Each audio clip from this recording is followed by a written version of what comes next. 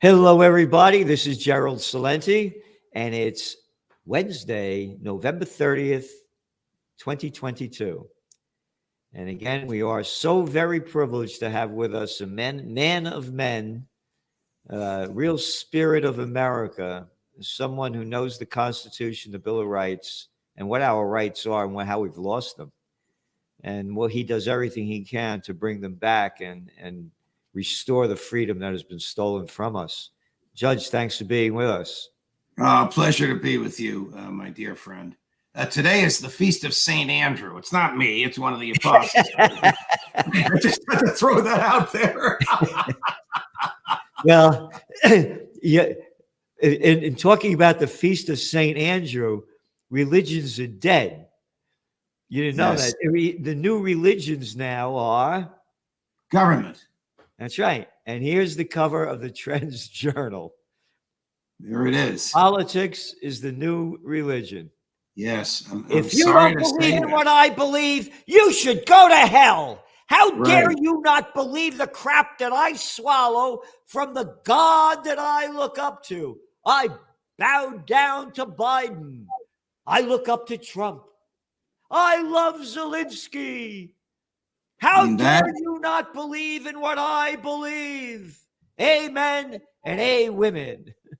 That cover is not irreverent and it is not sacrilegious. It is, on the contrary, profound. Yep. Profound. Yep. I mean, just look at government in our lives today. We talked about this last week around Thanksgiving. The government either employs or transfers wealth to more than half the adults in the United States of America. Can you imagine Madison and Jefferson and Washington and even that big government creep Hamilton even thinking about this? No. It was the farthest thing from their minds. The federal government exists just to take care of national defense and maybe roadways and that's it. But government has replaced God. There's no question about it. I'm rereading a great book that I know you're familiar with, Hans Hermann Hoppe, Democracy, the God That Failed. And that's what we have today. Democracy doesn't protect liberty anymore. It just assures the confiscation and redistribution of wealth. Yep. And it goes to whoever screams the loudest, which is right now all the left. And as you said, you talk about democracy. The article that you just wrote, that'll be up tomorrow. It's not democracy anymore. It's fascism. We are slouching toward fascism, and the government. I'll define fascism in a way that I think everybody can understand and accept the definition: a system of government with private ownership of the means of production and the delivery of services, but government control. Sound familiar? That's what we have here. But the article attempts to point out secret partnerships that the government enters into with big tech and big business, mainly the banks, the credit card companies, and big tech, to provide personal information about us to the government. And one wonders what favors the government is doing for these companies in return. The newest one of these is Amazon and the New York City Police Department. Well, there's a head scratcher. Okay, so if you buy Amazon's Ring, capital R-I-N-G, that's their product, whereby somebody rings your front door, you can see who it is as soon as they ring the bell. There's also an audio and videotape made of that person at your front door and whoever else might be in the area. If it's an apartment building in New York City, it captures the hallway of the apartment building. If it's the front door of a house, it captures what's going on right in the front yard. Guess who has real-time access to the audio and videotape? The New York Police Department. Yeah. Why would Amazon be giving real-time of your personal conversations with whoever's knocking at your door to the NYPD? We know why the NYPD wants it, because all government is avaricious and insatiable when it comes to surveilling us. But why would Amazon give it to them? What is the NYPD going to do in return for Amazon? This is another example of fascism, private ownership, government control. Same thing happens when you go to a gun store. The credit card companies make that information available to the Bureau of Alcohol, Tobacco, and Firearms and the FBI. And the latest nonsense is Visa. You use your Visa card, and Visa evaluates the product you have purchased with the card according to its carbon footprint. Well, Visa is a bank. What does that have to do with Visa advancing money to the merchant in your behalf? Why does the Treasury Department need to know that? That's where we are today, Gerald. The public needs to know about it. You know, and you also mentioned about the Patriot Act. By the way, that you could not come up with a better Orwellian name than calling it a Patriot Act. It's the exact opposite of patriotism and what Americanism used to be. The Patriot Act enables one federal agent to authorize another federal agent to search the custodian of your records, your telecom company, your computer service provider, your doctor, your lawyer, your bank, your hospital, for your records. It bypasses the Fourth Amendment. This is the most egregious assault on personal liberty by the Congress since Congress enacted the Alien and Sedition Acts in 1798, which made it a crime to be critical of the government. This is in that category, and it's still the law today. So when Visa and MasterCard and Amex keep all these records of your purchases, and the Bureau of Alcohol, Tobacco, and Firearms, the FBI, any federal agent gets what they call a national security letter, a search warrant from another federal agent, not from a federal judge, but the guy in the desk next door or in the next desk, the next cubicle over. It's almost a joke.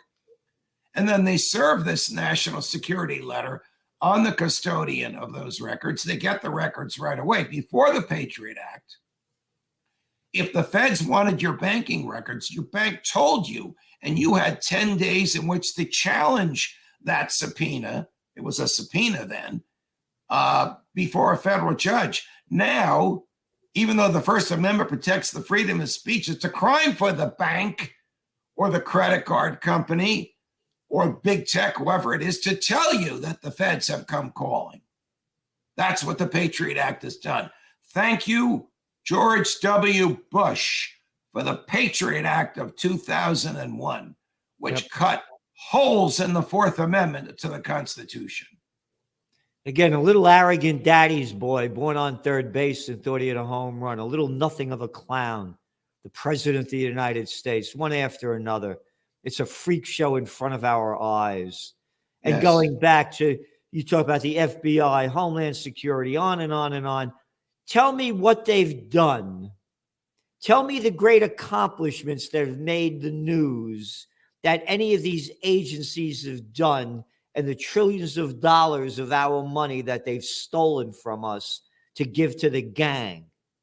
Tell me one. Homeland Security now has 200, it was created in the Bush administration. Yes. The same Bush, 240,000 cops and support personnel. These are the people that grope you at the airport and make you waste 2 hours of your day before you can get on the plane. Yeah. These are the people that you see in the streets in black shirts and khaki pants and a big sidearm on their belt whenever the president is in town. And the answer to your question is there is no answer, because 90% of what they do is secret. We don't even know what these 240,000 cops do. 240,000 cops, there's only 10. What happened? We froze here. Well, we're frozen here. Before the Soviet Union collapsed. And now we have it here. Yep. Again, what have they accomplished? They've accomplished nothing. And what they do is after like 9/11, then they really become tough. Oh, they get tough. You remember when you were able to go into office buildings? You didn't have, there was no security guards. All of this changed after 9/11. Right. Everything changed after 9/11. It was to And it becomes the keep, way of life, and people accept it, and they keep robbing more and more of our lives. You gave a right. definition of fascism.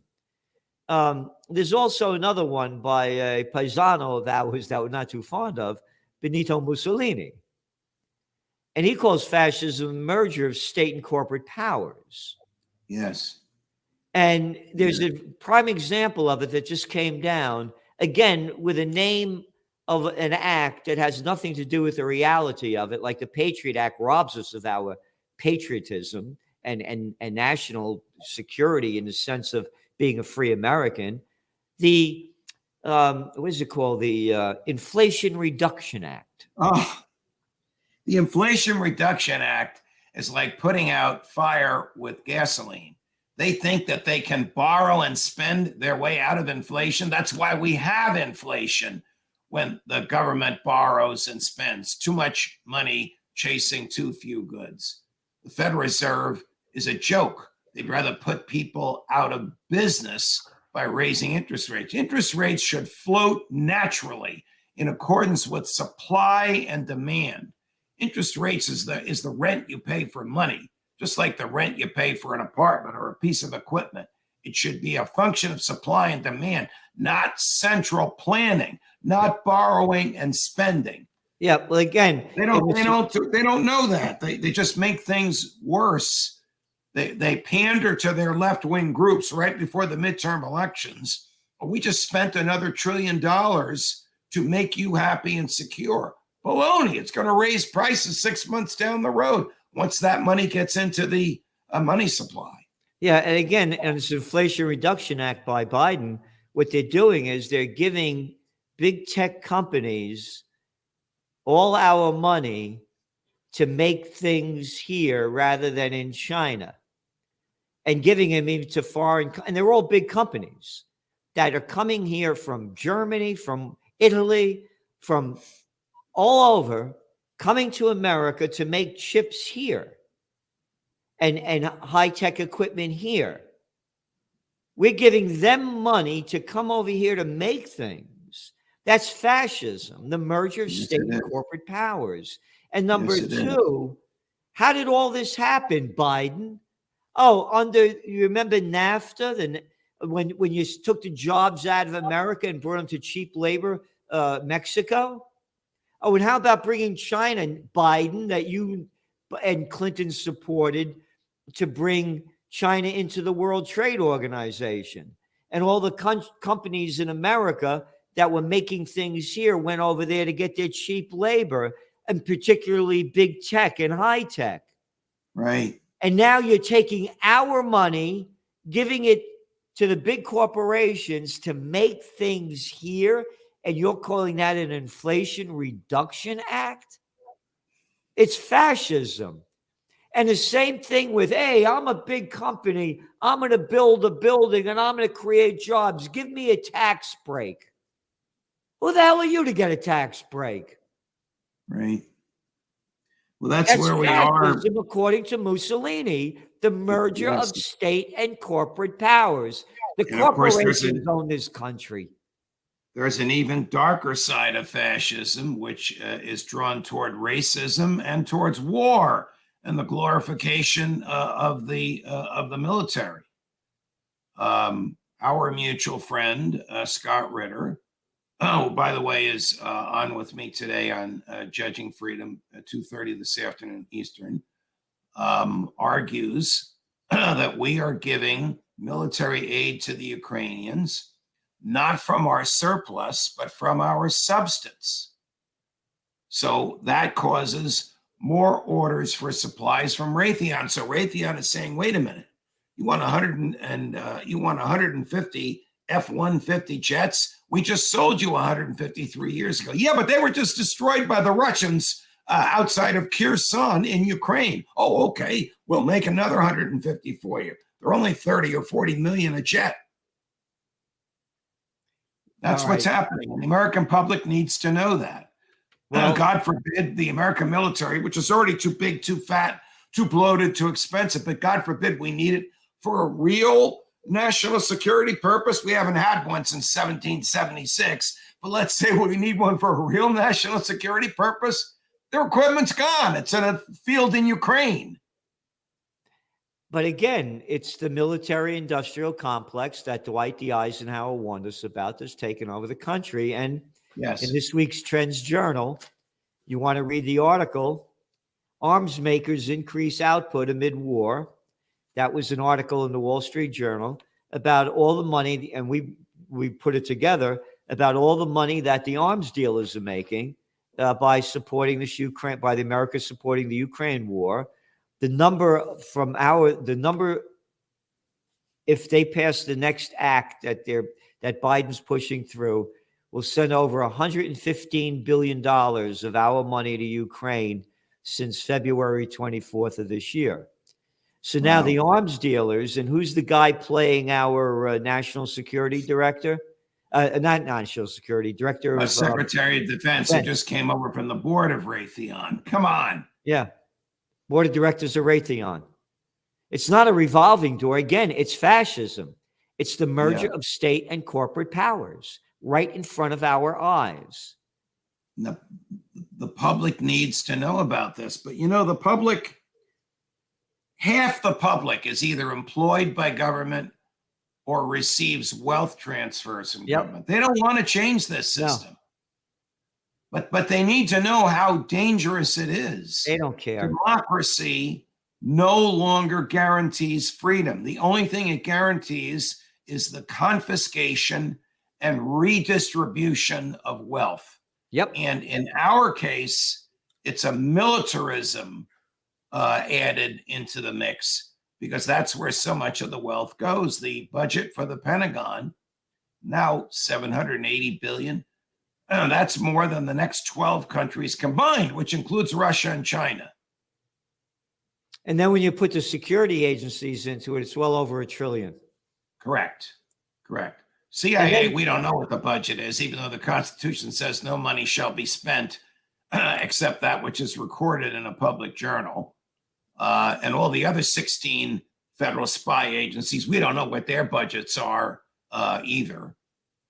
It's terrible how the government has grown.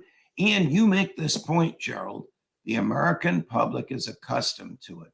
Yep. My friend Stuart Varney at Fox, I was on with him in a happy time twice a day, 4 or 5 days a week, used to look at me and tease me. Judge, there is no more right to privacy. And I would argue, we still have a Fourth Amendment. Stuart Varney is right. There is no more right to privacy. The government has destroyed it, and the public has accepted it. Again, you said about the public, all of the government jobs that they have. So now they look at all the pensions and benefits that they get, the retirement benefits that they get, that we pay for, that we don't get. We get chump change with our Social Security. And let me tell you how they use those pension funds. The Visa, MasterCard, and American Express decision to keep separate records of purchases at gun shops was foisted upon those 3 credit cards by the pension funds of the state of New York and the state of California. Their pension funds are humongous, and they are major shareholders in Visa, MasterCard, and American Express. And who controls those pension funds? 2 of the biggest left-wing creeps in the country. Gavin Newsom, the governor of California, Kathy Hochul, the governor of New York. They're using their spending power as managers of those pension funds to invade the privacy of ordinary Americans who use the services provided by the companies in which those pension funds own shares of stock. Again, we're back to it.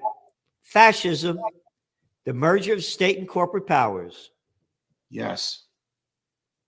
Judge, thanks for being on today. Very much appreciate it. And happy St. Andrew's Day. There's no halo on my head, but thank you. And I'll see you soon, my dear friend. Okay, thanks a lot.